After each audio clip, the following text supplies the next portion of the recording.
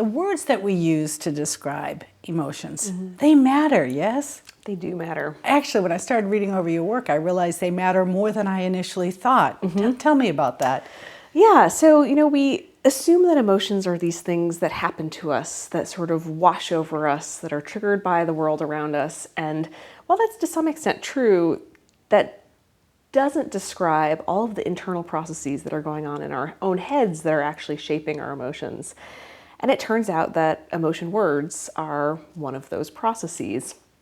So my work is really interested in how is it that people are labeling their emotions, and how does what they know about different emotion words, anger and sadness and fear and joy and pride and ecstasy and so on, how are those actually in the moment that you're having an emotion sort of feeding back to shape what you're feeling or what you're seeing someone else, a loved one or a colleague or a friend display in their own behavior.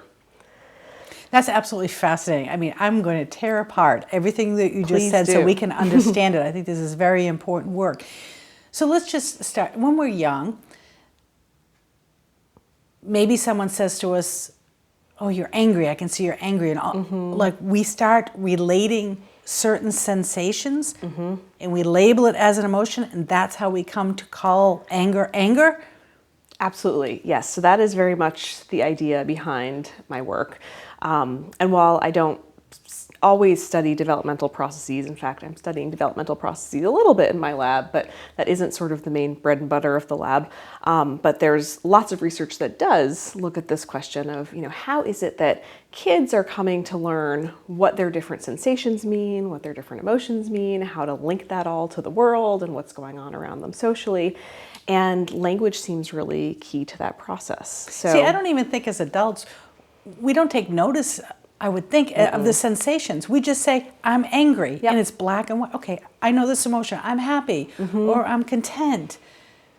We think we know it. And we do, actually. By the time we're adults, we have that link between what a sensation feels like and the word that goes with it and the context that goes with it. So we have these really rich categories for emotions.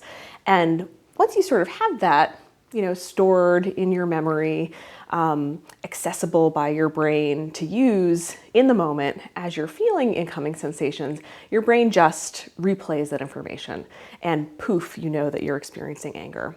But we don't think that it happens like that for kids. So, infants are born with feeling good and feeling bad, really. And really it's predominantly bad at the beginning, it seems like, right?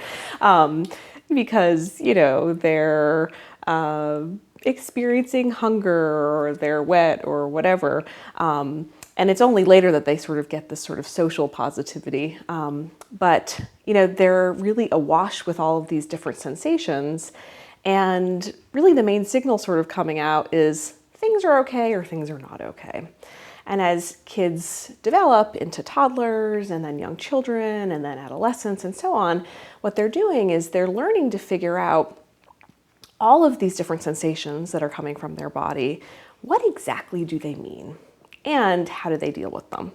So, part of the goal, we think, of learning to categorize your sensations is knowing what to do about it. So when you're feeling like you're, unhappy because you're playing with a friend and they just took your toy, what does that sensation actually mean? What affordances does it have for how you should behave next or what you should do to make yourself feel better and so on. And so adults play a really pivotal role in this process by helping kids to actually begin to label their sensations. And we know from parents that they do this all the time, right?